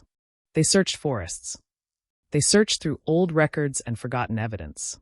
They believed the answer was hidden somewhere outside the community. But now they faced the possibility that the answer had been living among them the entire time. The person Hale identified was not a stranger. Not a drifter. Not someone who disappeared after 1990. It was someone who had remained in Raven County. Someone who had watched the investigation unfold. Someone who had spoken at memorials. Someone who had publicly demanded answers while secretly carrying the truth. The investigators did not immediately reveal the name. They knew one mistake could destroy everything. A cold case solved after decades could collapse in a single moment if they moved too quickly. They needed evidence. Not suspicion. Not emotion. Evidence. Detective Daniel Mercer returned to the evidence board. He removed every assumption built during the original investigation. Emily's disappearance. The abandoned vehicle. The flashlight. The dark green truck. Nathan Hale. Richard Lawson. The hidden recordings. The missing documents. Then he added one more question. Who benefited from the silence? That question changed the direction of the entire investigation. Because the person who benefited most was not necessarily the person who caused the crime. Sometimes secrets survive because someone protects them. Someone controls them. Someone has something to lose. The cold case team began examining every person who remained close to Emily's story after 1990. Family members, friends, community leaders, investigators, people who appeared in newspapers, people who gave interviews, people who claimed they wanted justice. The list became surprisingly short. Only a few people had been connected to the case from the beginning until the present day. One name appeared repeatedly. Thomas Reed. In 1990, Reed was one of Raven County's most respected citizens. Owner of a successful construction company. Local charity supporter. A man known for donating money to community projects. He had helped fund search efforts after Emily disappeared. He appeared in newspaper photographs standing beside Emily's family. He gave emotional interviews. He called Emily's disappearance a tragedy that the town would never forget. For years, nobody questioned him. Why would they? He was the person helping. The person organizing support. The person demanding answers. But now investigators looked at him differently. Because Thomas Reed's company had connections to the bridge project. The same project where Nathan Hale worked. The same project connected to the dark green truck. The same project where Richard Lawson had received unexplained payments. Mercer felt the case shifting beneath his feet. The people who appeared to be searching for Emily might have been the people who knew where to look. Investigators examined Reed's history. The company records. The financial documents. The old contracts. At first, everything looked clean. Too clean. Then analysts discovered a hidden connection. In 1990, 1 week before Emily disappeared, Reed's company had changed its equipment records. A vehicle listed as damaged was removed from the inventory.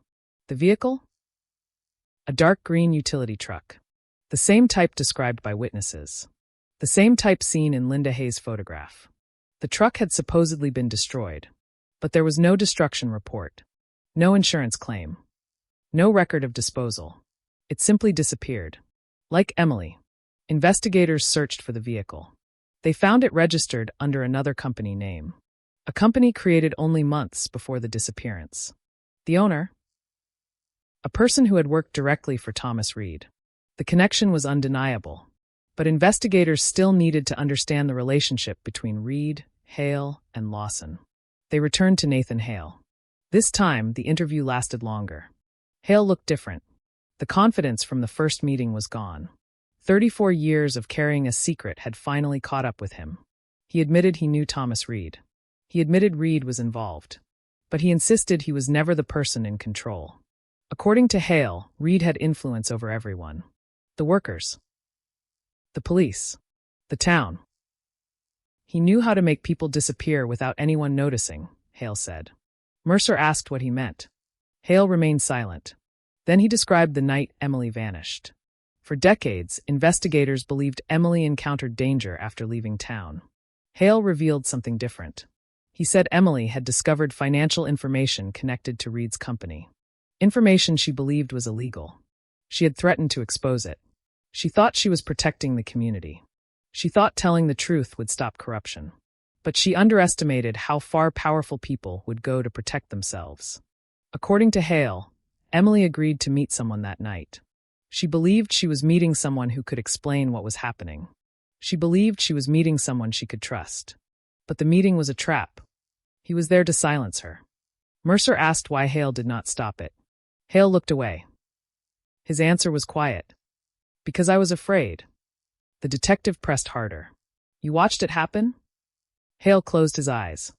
The silence lasted several seconds. Then he nodded. That admission changed the case. Nathan Hale was no longer just a witness. He was someone who had been present, someone who knew, someone who chose silence. But the investigators still needed to know exactly what happened that night. And more importantly, where was Emily? The search moved back to the logging road, the area that had held secrets for more than 3 decades. Using information from Hale's statement, investigators focused on a section of land near the old construction site, a place nobody had considered important, a place hidden behind years of vegetation. The ground was scanned again. This time, the equipment detected something unusual, a large disturbance beneath the surface, a location that matched details from Hale's statement. The excavation began at sunrise. Residents gathered behind police barriers. Many had waited their entire adult lives for this moment. The moment when Emily Carter's story would finally have an ending. Hours passed. Then investigators stopped. A discovery had been made. They did not announce details immediately. They simply covered the area and secured the site. The town understood. Something had been found. Something connected to Emily. The news spread across Raven County within hours. The cold case that had haunted the community for 34 years had reached a turning point. But before authorities could reveal the full discovery, one more shocking development occurred. Thomas Reed disappeared. His home was empty. His phone was turned off. His vehicle was found abandoned near the county border. Inside the vehicle, investigators discovered a handwritten note. Only one sentence. "I should have told the truth years ago." The search for Reed became urgent, because now investigators believed the person who knew the most about Emily Carter's disappearance was trying to escape. The past had returned. The evidence had awakened. And the man who had spent decades appearing to search for answers was now running from them. The entire county waited, because after 34 years, the truth was finally close enough to touch. But investigators knew one thing. Finding the evidence was only part of solving a cold case. Finding the person who buried the truth was the real battle. The search for Thomas Reed transformed Raven County overnight. For 34 years, Reed had been the face of compassion, the businessman who funded searches, the community leader who stood beside Emily Carter's family, the man who appeared on television asking for answers. Now, the same man was the center of the investigation. The town struggled to understand what they were seeing. A person they trusted, a person they respected, a person who had spent decades telling everyone that Emily deserved justice. And now investigators believed he may have been the reason justice never came. But Detective Daniel Mercer knew something important. Appearances meant nothing. Cold cases were built on what could be proven, not what people felt, not what the community believed, not what seemed impossible. The investigation moved forward with one goal: find Thomas Reed. Before he disappeared forever, the abandoned vehicle was transported to the forensic lab. Every inch was examined. The steering wheel, the seats, the floor, the trunk. Investigators searched for anything that could reveal where Reed had gone. At first, they found nothing. Then a technician discovered something hidden beneath the driver's seat. A folded piece of paper. Old. Yellowed. Carefully preserved. It was not a note. It was a map. A hand-drawn map of Raven County. Several locations were marked with small black circles. The logging road. The old bridge construction site. The gas station where Linda Hayes worked. And one location nobody recognized. A property outside town that had belonged to Thomas Reed's family for decades.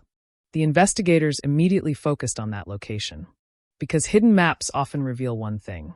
A person is not remembering the past. They're preparing for something. The property had been abandoned for years.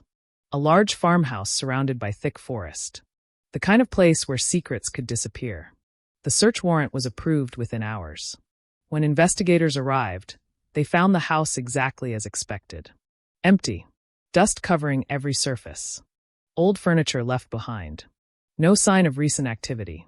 But the basement told a different story. Fresh footprints. A recently moved box. A broken lock. Someone had been there recently. Someone had returned after decades. The team searched the basement carefully. Behind a false wall, they discovered a hidden storage area. Inside were dozens of items. Newspaper clippings. Photographs. Old police reports. And a collection of documents connected to Emily Carter.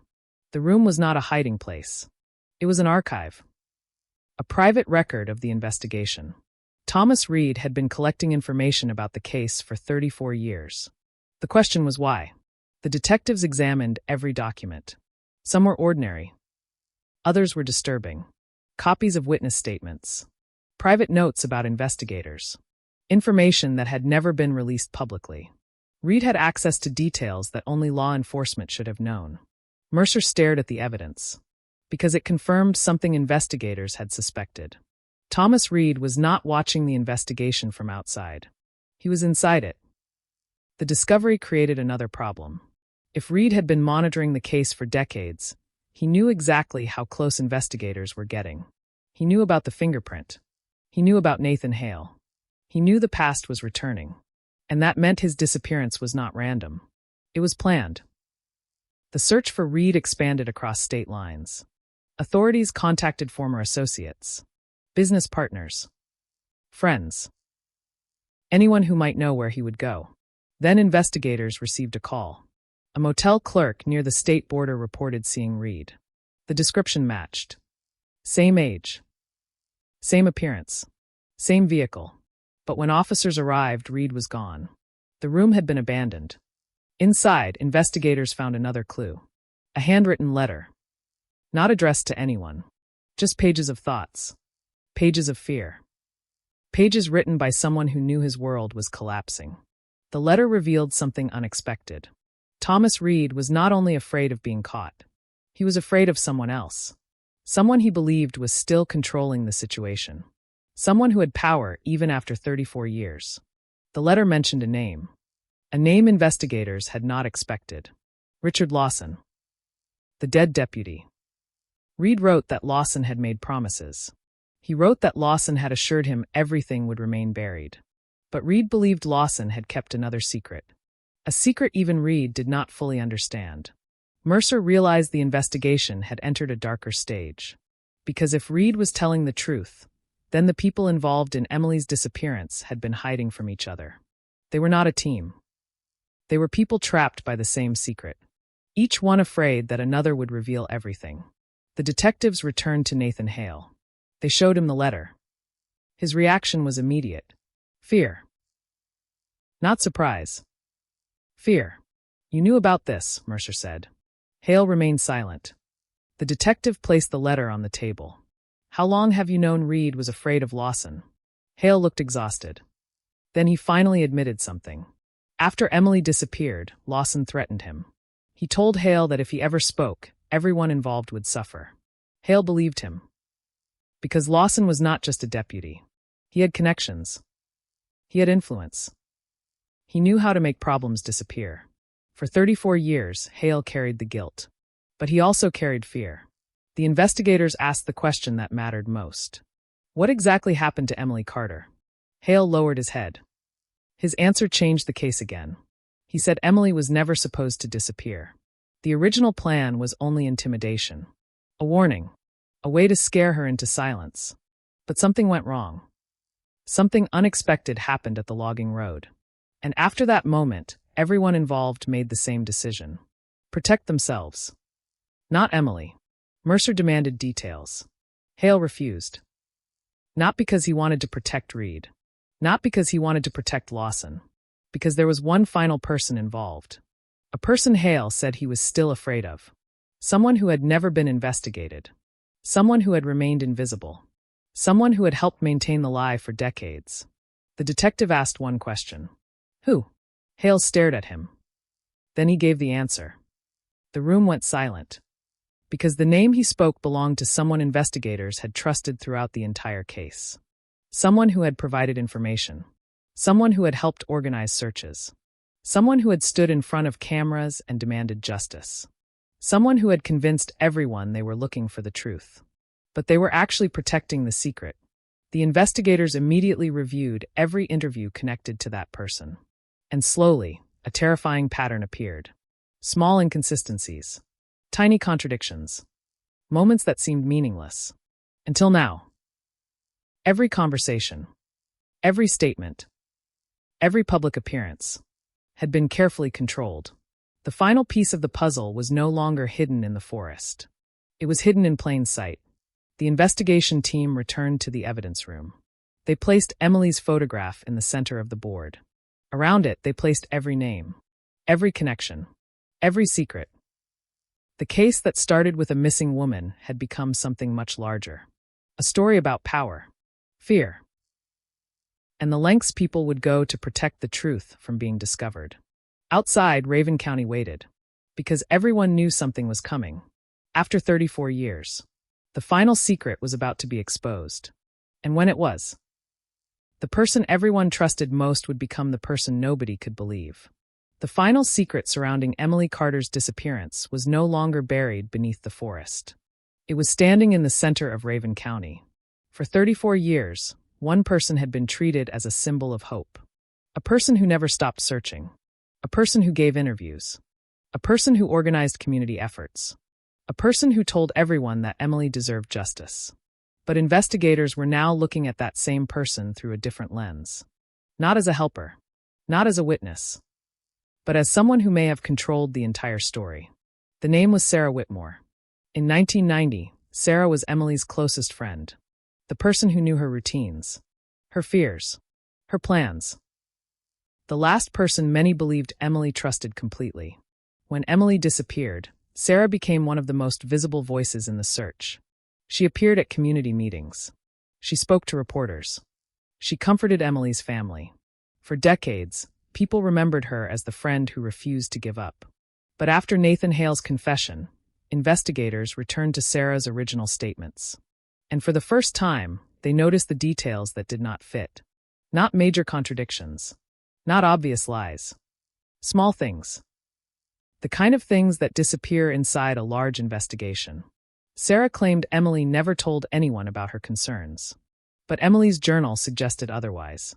Sarah claimed she had no knowledge of Thomas Reed's business dealings.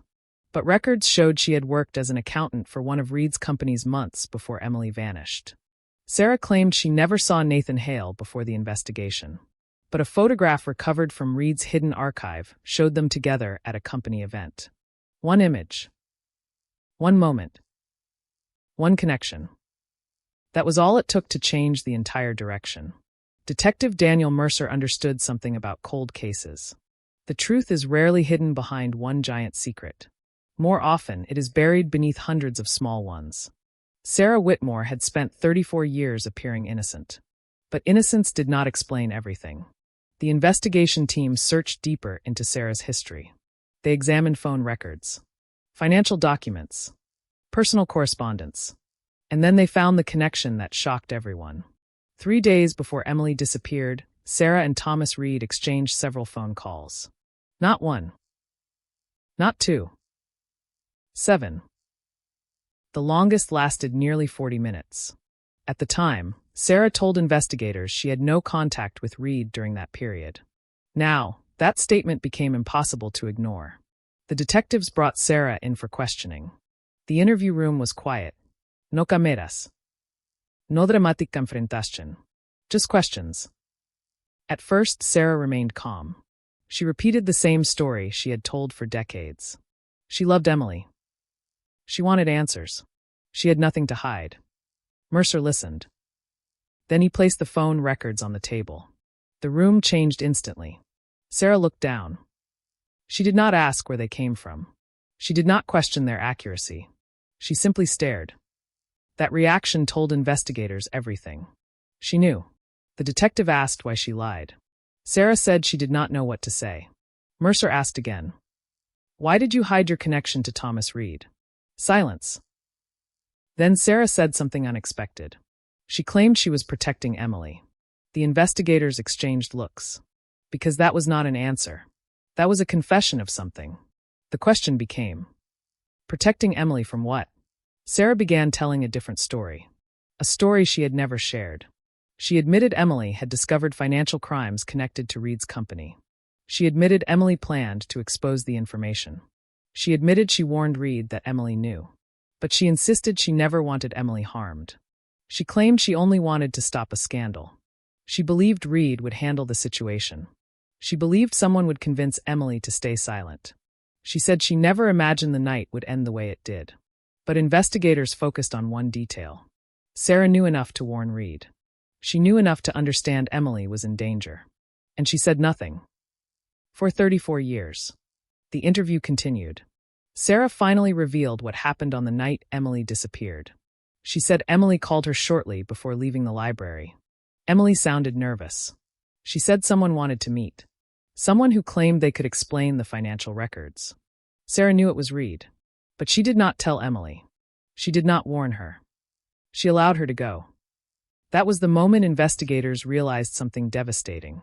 Emily was not alone in the days before her disappearance. She had people around her. People who knew she was in danger. People who could have helped. But nobody did. Because everyone was protecting something. A job. A reputation. A secret. Sarah eventually admitted she met with Reed after Emily disappeared. She admitted Lawson was involved. She admitted Nathan Hale was present. But she insisted she never planned for Emily to vanish. The detectives asked the question that mattered most. What happened at the logging road? Sarah closed her eyes. For several seconds, she said nothing. Then she described the night that had haunted Raven County for 34 years. Emily arrived expecting answers. Instead, she found 3 people waiting. Thomas Reed. Nathan Hale. Richard Lawson. They wanted the documents. They wanted to know what Emily had discovered. They wanted to control the situation. But Emily refused. She threatened to go public. She threatened to expose everyone. And according to Sarah, that was when everything changed. The argument became violent. Fear turned into panic. Panic turned into something nobody could undo. Sarah said she left before the final moments. But investigators noticed something. Her story changed several times. Every version removed herself from responsibility. Every version placed blame somewhere else. Mercer knew what that meant. Sarah was still protecting herself. The investigation team returned to the logging road with the new information. They searched the area again. This time, they were not looking for clues.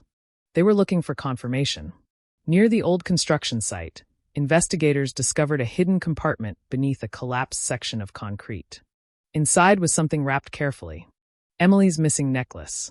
The item her family had searched for over 3 decades. The discovery brought the investigation to a new level. Because it proved something important. The truth Sarah described was not only a story. Evidence supported it.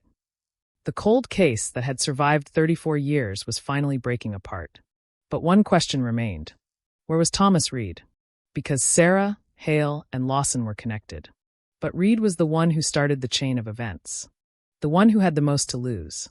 The one who had disappeared when the truth returned. As investigators prepared to announce the breakthrough, another message arrived. A handwritten letter delivered to the sheriff's office. No return address. No fingerprints. Only one sentence on the front. I know where Emily Carter was taken. Inside was a location. A place nobody had searched.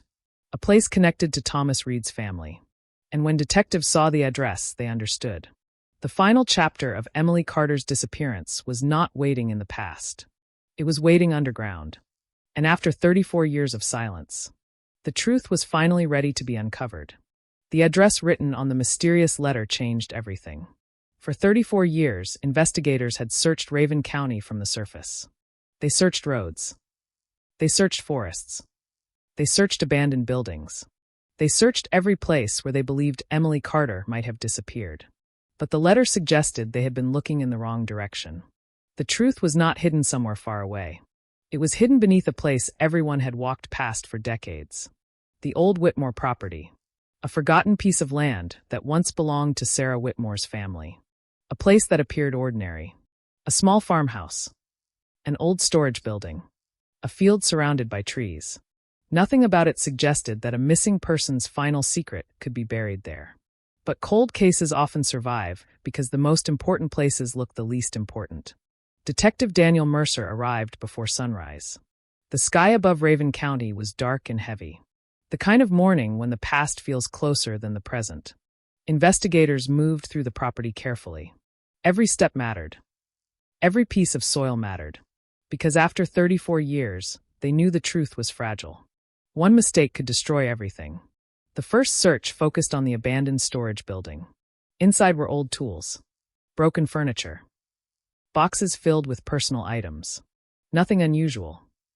Nothing connected to Emily. Then one investigator noticed something. The floor. A section of wooden boards looked newer than the rest. Not new, but different. The nails were from a later period. The wood showed signs of replacement. A small detail, almost invisible. But detectives had learned something important. Small details solve old cases. The boards were removed carefully. Beneath them was a layer of concrete. And beneath the concrete, a sealed metal container.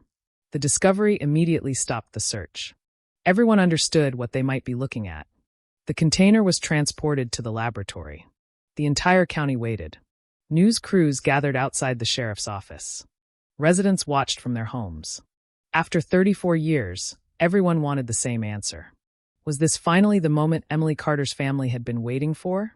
Inside the laboratory, specialists opened the container.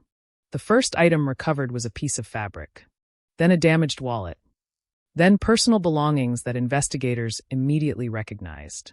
Emily's. The room became silent, because evidence can tell a story, but some evidence tells the final chapter. The investigators confirmed what the family had feared for decades. Emily Carter had not disappeared. She had been hidden. The mystery was no longer about where she went. It was about who had taken her, and why. The discovery changed the investigation from a missing person case into a full criminal investigation. Every person connected to the evidence was re-examined. Nathan Hale, Sarah Whitmore, Thomas Reed, Richard Lawson. 4 names. For lives connected by one night. But investigators knew the biggest question remained unanswered. Who made the final decision? Who turned a confrontation into a crime? The answer came from the evidence recovered inside the container. A small notebook. Not Emily's journal. Not Lawson's notebook. A third record. This one belonged to Thomas Reed. Unlike the others, it was not written as a confession. It was written as a record. A timeline. A desperate attempt by someone who knew the truth would eventually return. The notebook revealed that Reed had spent years documenting his involvement. Not because he wanted justice. Because he was afraid. He wrote about Lawson's control. He wrote about Hale's guilt. He wrote about Sarah's silence. And he wrote about Emily. The most important entry was dated October 18, 1990. The night she disappeared. The handwriting was rushed. Uneven. As if written by someone terrified. The entry described the meeting. Emily arriving. The argument. The panic. But the final lines were the ones investigators focused on. Reed wrote, "She knew too much." And below that, "We all agreed to protect ourselves." Those words became the foundation of the prosecution's case. Because for the first time, investigators had evidence showing that Emily's disappearance was not one person's action. It was a decision made by people who believed they could control the consequences. But they could not control time. They could not control evidence. They could not control the people who eventually decided to speak. The search for Thomas Reed intensified.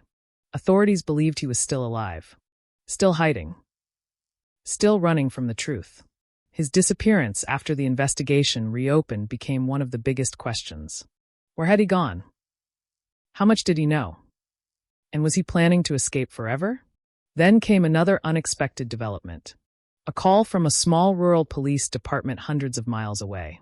An officer reported finding an abandoned vehicle.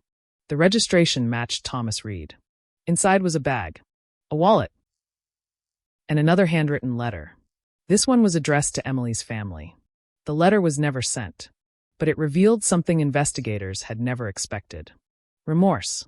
For the first time, Reed appeared to acknowledge the damage caused by decades of silence. He wrote about fear. About regret. About knowing that every year without answers was another year Emily's family suffered. But he also revealed something else. He claimed he was not the only person responsible. He claimed someone else had pushed the situation beyond his control. Someone who was still alive. Someone who had not yet been exposed. Investigators immediately questioned Sarah and Hale again. Both denied knowing what Reed meant. But Mercer noticed something. They both reacted the same way. Not with confusion. With fear. That reaction suggested one thing. There was still a missing piece. The case had uncovered the people who hid the truth. But maybe not the person who created it. The investigation expanded one final time. Detectives returned to the original evidence. The fingerprint, the flashlight, the photographs, the recordings. They searched for one connection they had missed. And then they found it. A name appeared in an old document. A name that had been overlooked because it belonged to someone considered irrelevant. A person who was never a suspect, never interviewed, never investigated, but whose actions connected every person involved. The discovery shocked even the investigators who thought they had seen everything. Because the final person connected to Emily Carter's disappearance was not someone hiding from the case. They were someone who had spent 34 years helping solve it. Someone who had guided investigators. Someone who had provided information. Someone who had been considered an ally from the beginning. And now, investigators realized the most dangerous secret in Raven County was not hidden in the evidence room. It was hidden in the investigation itself. The person who helped search for Emily Carter may have known exactly where she was all along. The discovery of the final connection sent shockwaves through Raven County. For 34 years, investigators believed they were chasing a single unanswered question. What happened to Emily Carter? But now the question had changed. Who had been controlling the truth from the beginning? The cold case that once appeared to be a tragedy hidden by time had become something much darker. A chain of decisions. A network of silence. A story where every person involved knew only part of the truth. And somewhere at the center of it all was someone investigators had trusted. Someone who had stood beside them. Someone who had helped them search. Someone who had watched the investigation move in every direction except toward the answer. The name appearing in the forgotten documents was Harold Bennett. In 1990, Bennett was the chief investigator assigned to coordinate resources during Emily Carter's disappearance. He was not the lead detective. He was not the person collecting evidence.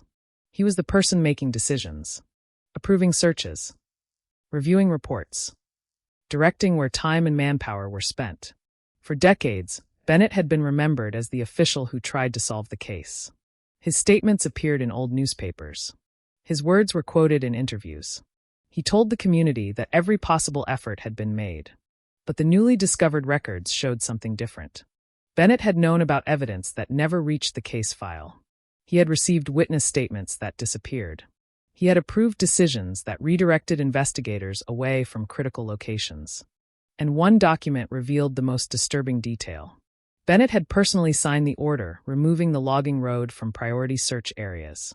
The same location where Emily's vehicle was found.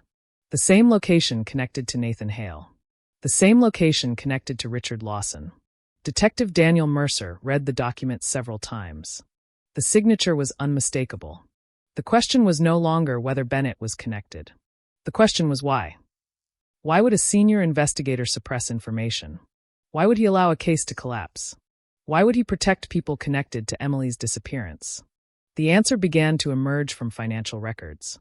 Bennett had retired shortly after the investigation lost momentum. After retirement, he accepted a consulting position. The company that hired him? A private security firm connected to Thomas Reed's business network. The connection had been hidden beneath years of corporate changes. Different names. Different owners. Different paperwork. But the money trail remained. The same network. The same people. The same secret. The investigation team immediately reviewed Bennett's past statements. And then they found the contradiction that destroyed everything. In 1990, Bennett publicly stated that investigators had no evidence suggesting Emily knew anyone connected to the construction project. But internal notes showed he had received a report describing exactly that connection. Emily had confronted Thomas Reed. Emily had discovered financial irregularities. Emily had planned to expose information. Bennett knew. And he said nothing. The case that had haunted Raven County for 34 years was not just a failure. It was a cover-up. The revelation changed the way investigators viewed every piece of evidence.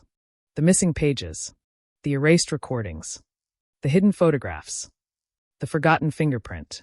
None of them were random. They were fragments of a truth that someone had spent decades trying to bury. The next step was finding Bennett. But there was a problem. Harold Bennett had disappeared from public life years earlier. No interviews. No appearances. No contact with former colleagues. He lived quietly under the radar. Almost impossible to locate. Investigators searched financial records, property information, travel history. Eventually, they found him, living alone in a remote mountain community, a place far away from Raven County, a place where he believed the past would never find him. When detectives arrived, Bennett did not seem shocked. He looked tired.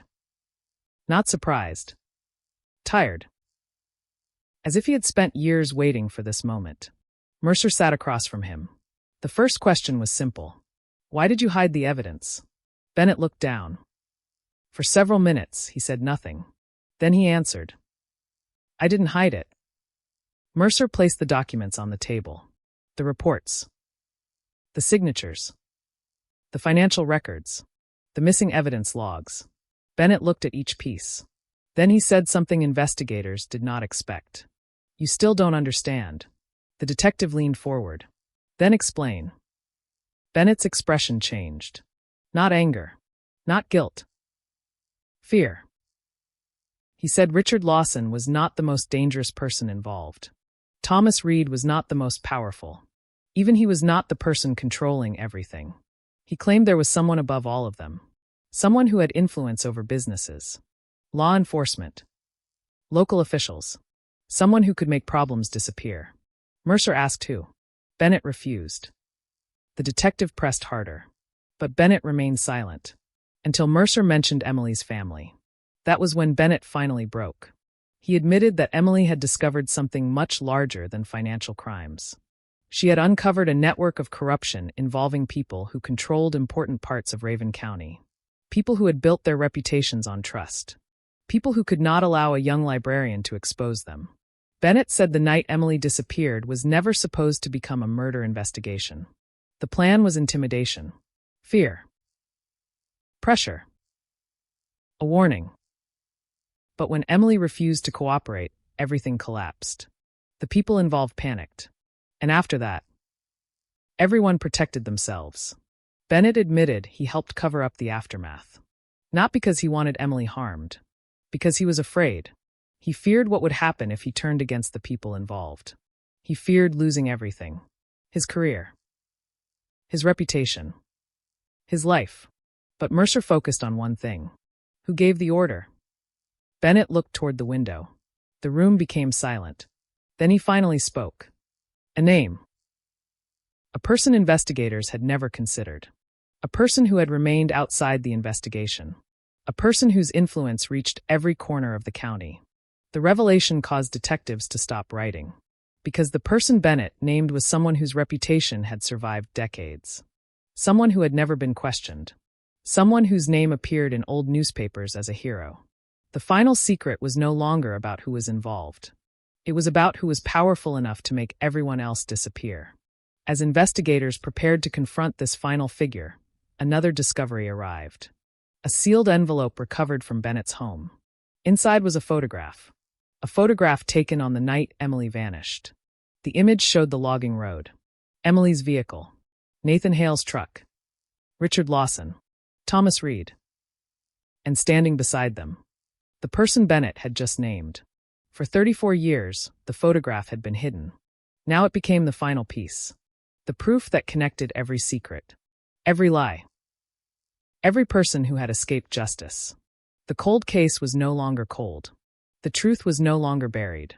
And the person who had believed they were untouchable for more than 3 decades was about to discover that time does not erase evidence. It only waits for the right moment to reveal it. For 34 years, Raven County lived with a question nobody could answer. Where was Emily Carter? It was a question whispered in homes. A question repeated at family gatherings. A question that followed investigators long after they retired. A question that remained written on 1,000 pages of forgotten reports. But now, after decades of silence, the answer was no longer hidden.